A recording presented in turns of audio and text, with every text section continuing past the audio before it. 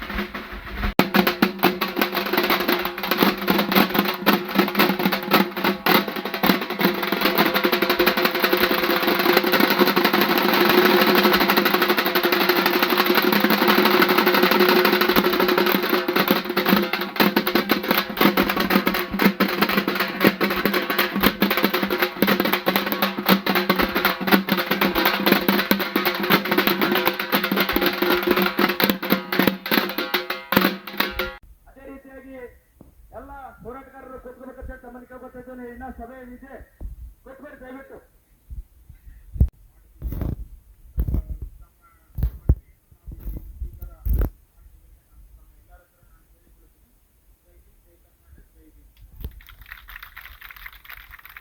ಕರ್ನಾಟಕ ದಲಿತ ಸಂಘರ್ಷ ಸಮಿತಿ ಇಂತ ಬಿಜಾಪುರ ಜಿಲ್ಲಾ ಶಾಖೆ ವ್ಯಕ್ತಿನ ಶ್ರೀನಿವಾಸ ಹೆಣ್ಣೂರ್ ನೇತೃತ್ವದಲ್ಲಿ ಅವ ಹಗುರವಾಗಿ ಡಾಕ್ಟರ್ ಬಿ ಕೃಷ್ಣಪ್ಪ ಸ್ಥಾಪಿತ ಅಂಬೇಡ್ಕರ್ ದಲಿತ ಸಂಘರ್ಷ ಸಮಿತಿ ವತಿಯಿಂದ ಇವತ್ತಿನ ದಿವಸ ಏನು ಕೇಂದ್ರದ ಗೃಹ ಸಚಿವ ಅಮಿತ್ ಶಾ ಅವರು ಡಾಕ್ಟರ್ ಬಾಬಾ ಸಾಹೇಬ್ ಅಂಬೇಡ್ಕರ್ ಅವರಿಗೆ ಅತಿ ಹಗುರವಾಗಿ ಮಾತನಾಡಿದ್ದನ್ನ ಖಂಡಿಸಿ ಇವತ್ತಿನ ದಿವಸ ರಾಷ್ಟ್ರಪತಿಗಳಿಗೆ ಜಿಲ್ಲಾಧಿಕಾರಿ ಮುಖಾಂತರ ಮನವಿಯನ್ನ ಮಾಡ್ಕೊತಾ ಇದ್ದೇವೆ. ಬಹುಶಃ ಈ ದೇಶದಲ್ಲಿ ಅಮಿತ್ ಶಾ ಅವರು ಇರ್ಲಾಯ್ಕ ನಾಲಾಯಕರು ಅಂತಕ್ಕಂಥ ಮಾತನ್ನ ಈ ಸಂದರ್ಭದಲ್ಲಿ ಸ್ಪಷ್ಟಪಡಿಸ್ತೇವೆ. ಬಹುಶಃ ಏನು ಇವತ್ತಿನ ದಿವಸ ಈ ದೇಶದಲ್ಲಿ ಡಾಕ್ಟರ್ ಬಾಬಾ ಸಾಹೇಬ್ ಅಂಬೇಡ್ಕರ್ ಅವರ ಸಂವಿಧಾನ ಮುಖಾಂತರ ಕಾನೂನಿನಲ್ಲಿ ಸಂವಿಧಾನ ಮುಖಾಂತರ ಇವತ್ತು ಈ ದೇಶ ನಡೀತದೆ.